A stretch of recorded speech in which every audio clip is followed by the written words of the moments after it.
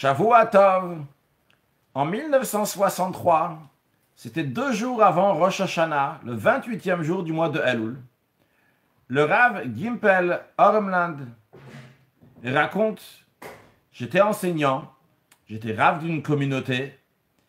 Mon fils, Yaakov Shmuel, était accompagné par mes beaux-parents, mon beau-père et ma belle-mère, pour le ramener à la maison. Il y avait beaucoup de pluie.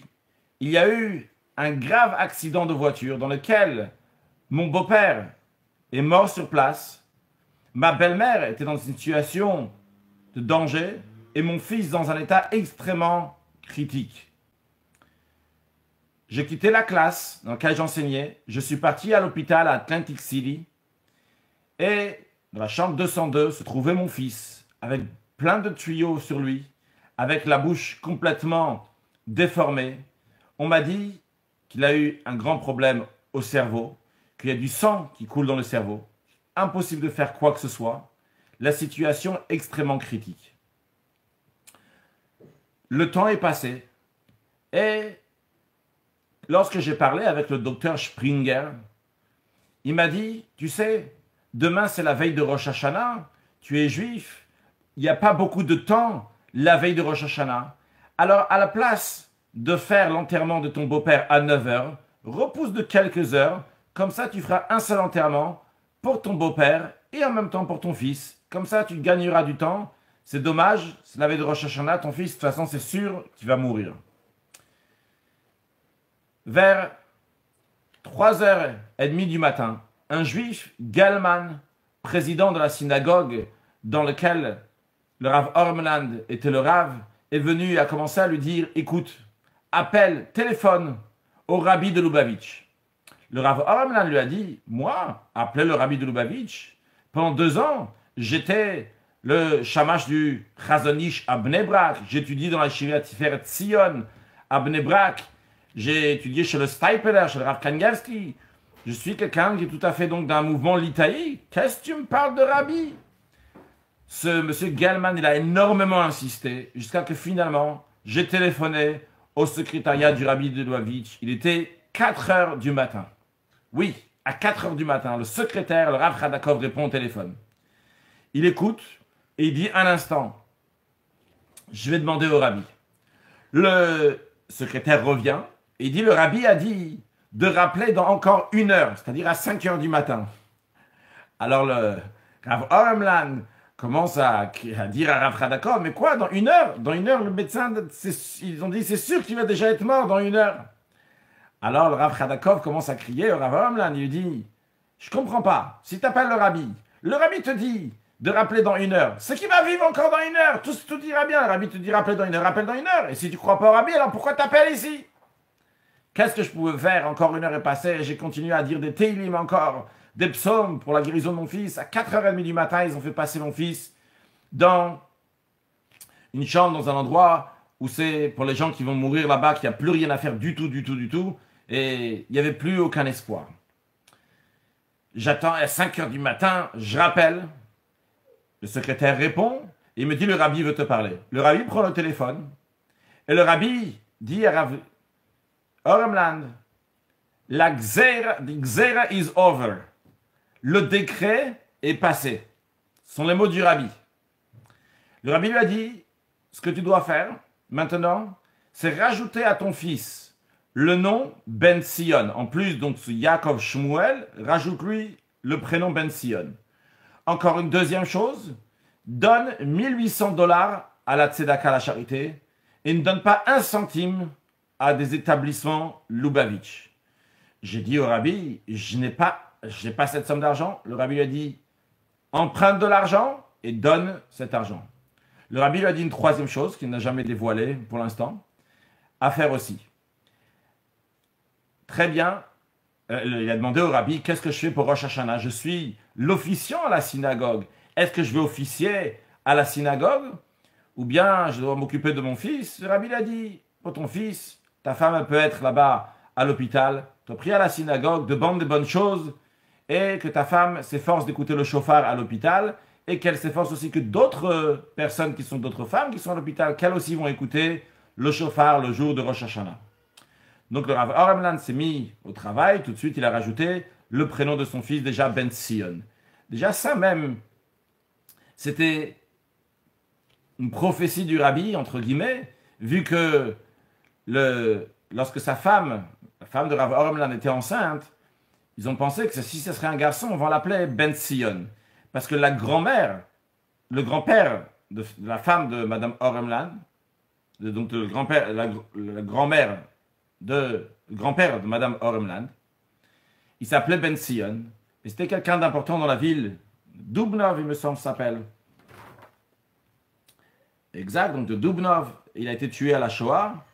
Et vu que pendant la grossesse de sa femme, le père de M. Oremland a quitté le monde, ils ont dit on va l'appeler comme mon père, Yaakov Shmuel. Et en effet, c'est ce qui a été fait, mais ils n'ont pas nommé Ben Sion. La femme de Rav Oremland avait rêvé 2 mois avant cet accident que il y a eu son grand-père qui est venu en rêve avec un bâton et il lui a donné un coup, il a dit j'ai froid, je suis en colère que tu m'as pas fondé une maison. Et dit après, elle a rêvé que le père de M. Oremland lui a dit avec joie merci de m'avoir construit une maison. Et après 2 mois, il y a eu cet accident. Donc lorsque le rabbi a dit de rajouter le nom Ben Sion, pour M. Oremland, ce n'était pas un hasard qu'il fallait rajouter le nom Ben Sion. En ce qui concerne les $1 800, il a ramassé de l'argent, il a emprunté de l'argent et il a donné toute la somme que le rabbi lui a demandé, de même la 3e chose que le rabbi lui a dit de faire. Mais le rabbi lui avait dit encore une chose. Le rabbi lui a dit, demande à Dr. Springer qui me téléphone. Dr. Springer n'était pas quelqu'un de religieux. Il dit quoi? Moi, je vais appeler un rabbin qui se trouve à New York? Quel rapport? Pourquoi je vais appeler un rabbin qui est à New York? Mais Rav Oremland l'a supplié, il a dit écoute, tu ne paies rien, c'est pour la vie de mon fils, fais quelque chose. Bon, il a téléphoné. Il a dit vraiment, le rabbi m'a dit quelque chose de très drôle. Mais bon, on n'a rien à perdre de toutes les façons. De prendre la tête de l'enfant et de la mettre pendant un certain moment dans le congélateur. En effet, c'est ce qui a été fait. En attendant, l'enfant était encore à l'hôpital et restait en vie. D'ailleurs, le rabbi lui a dit en ce qui concerne donc l'enterrement de ton fils, que le rabbi lui a dit la Gzeira, le décret, il est over, il est fini. Le rabbi lui a dit en ce qui concerne l'enterrement, que l'enterrement de ton beau-père, ton fils va continuer à vivre. Le rabbi lui a dit clairement que son fils va continuer à vivre. Donc c'est arrivé Rosh Hashanah, son fils évidemment donc, vivait encore, vu que le rabbi avait dit qu'il allait encore vivre. Sa femme a écouté le chauffard, elle fait entendre d'autres femmes le chauffard. Et pendant le 2e jour de Rosh Hashanah, pendant qu'il était en train de sonner le chauffard, il y a quelqu'un qui vient et lui dit qu'est-ce qui me dérange là? Il dit j'ai une bonne nouvelle à te dire, sache que ton fils maintenant il est passé maintenant de la chambre pour les gens qui vont mourir, il est passé dans les urgences. C'est déjà une étape importante. Ton fils est encore un légume, mais c'est déjà une étape importante. Tout de suite, le soir de Rosh Hashanah, à la soirée de Rosh Hashanah, il est parti voir son fils. Il a demandé au médecin qu'est-ce qui se passe. Ce médecin a dit vraiment, il y a quelque chose de tout à fait illogique, on ne sait pas ce qui se passe. Mais en tous les cas, il est encore en vie. La situation a continué encore comme ça pendant 5 mois. Le fils était un légume. Yaakov Shmuel était un légume, c'est-à-dire donc il ne pouvait pas bouger. Il était malheureusement un légume. Rien, il ne savait pas, il ne voyait pas, il n'entendait pas, rien du tout. Son passé encore. Alors, au bout de 5 mois, l'hôpital il a dit on ne veut plus de lui ici. Allez ailleurs, il y a des endroits où ils s'occupent spécialement pour les légumes. Et c'est ce qu'ils ont fait. Donc, ils ont amené cet enfant-là dans un endroit particulier pour les gens qui sont dans cette situation-là. Ils sont passés encore 9 mois. C'est-à-dire, c'est déjà 1 an et 2 mois. Ils sont passés encore 9 mois comme ça. Et un jour, le Rav Yosef Weinberg est venu à Atlantic City. Et il est venu pour s'occuper de construire des mikvés, etc. Et il a vu le Rav Oremland. Il a dit, je ne te comprends pas. Tu as eu un si grand miracle du rabbi. Vrai, ton fils est encore un légume. Mais Baruch Hashem, il vit. Grâce à Dieu, il est encore en vie. Et tu n'es pas encore parti voyager chez le rabbi. Comment c'est possible? Écoute, tu sais, bientôt c'est Yutet Kislev, le 19e jour du mois de Kislev. C'est le Rosh Hashanah de la Chassidoute. Va chez le rabbi, il y aura un Farbringen. Il a dit ok. Il est parti chez le rabbi. Et pendant le Farbringen, le rabbi se tourne vers lui. Et le rabbi disait des longues sikhot, des longs discours. Et entre le discours, il y avait un chant. Et pendant ce chant-là, les gens disaient l'Echaim au Rabbi. Le Rabbi répondait à chacun l'Echaim individuellement. L'Echaim Velivracha. Et le Rabbi se tourne vers le Rav Oremlan. Il dit l'Echaim. Le Rabbi fait signe, faire avec un grand verre. Quelqu'un lui a donné un verre. Et le Rabbi commence à verser de sa bouteille de vodka. Il verse jusqu'à que le verre se remplisse. Ça continue à couler. Le Rav Oremlan dit Rabbi, ça coule. Ça déborde. Le Rabbi a dit que chez vous aussi, ça coule. Le Rav Oremlan, il a dit l'Echaim. Il a bu un peu comme ça de l'Echaim. Il a dit, on a convenu tout le verre. Il faut boire tout le verre. Alors, il a bu tout le verre. C'est pas fini. Un peu plus tard, quelques minutes plus tard, le Rabbi se tourne vers lui. Il donne encore un verre entier. S'il pensait que c'était fini, au bout d'une demi-heure, le Rav Oremlan n'avait jamais bu autant d'alcool de sa vie. Il était vraiment déjà comme ça, bouleversé. C'est pas une demi-heure. Le Rabbi donne encore un verre. C'était le troisième verre. Et là, pendant que je suis en train de faire le troisième verre, le Rabbi, il dit à voix, il dit, le Alter Rebbe, il est là. Le premier Rabbi de Chabad, Admour Azaken, Rabbi Sternzam, se trouve ici. Mon beau-père, le Rabbi précédent, le Rabbi Yosef Yitzhak, se trouve ici. Vous pouvez faire des choses maintenant. Qu'est-ce que vous vous taisez? Alors, c'est là que Rav Oremlan, il a compris. Il a dit, mon fils, Yaakov Shmuel Ben Sion, c'est un légume, je demande une bracha pour il va guérir et il va être en excellente santé. Dès que j'ai fini, le Rabbi a dit, finis le verre et n'oublie pas de me dire lorsqu'il y aura des bonnes nouvelles. Le Rabbi a dit, les chassidim me disent souvent lorsqu'il y a des problèmes, lorsqu'il y a des bonnes nouvelles, on ne me tient pas au courant. Donc, le lendemain, le 20e jour du mois de Kislev, je suis reparti à Atlantic City et je suis rentré à l'hôpital, ma femme m'a demandé comment ça se passait, etc. On était dans la chambre, c'était 4 heures d'après-midi. Et il y a une nouvelle infirmière qui ne connaissait pas la situation de notre fils qui arrive. Et elle demande, comme elle demande à tout le monde, tous les autres qui étaient là-bas, qui étaient en train de se remettre, et demande, qu'est-ce que tu veux? Est-ce que tu veux du soda ou tu veux de l'eau? Ou tu veux du lait?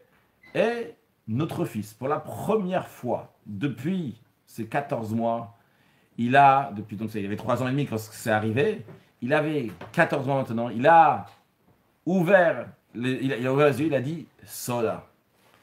Et là, la femme de Rav Oremlan, elle s'est tout de suite évanouie.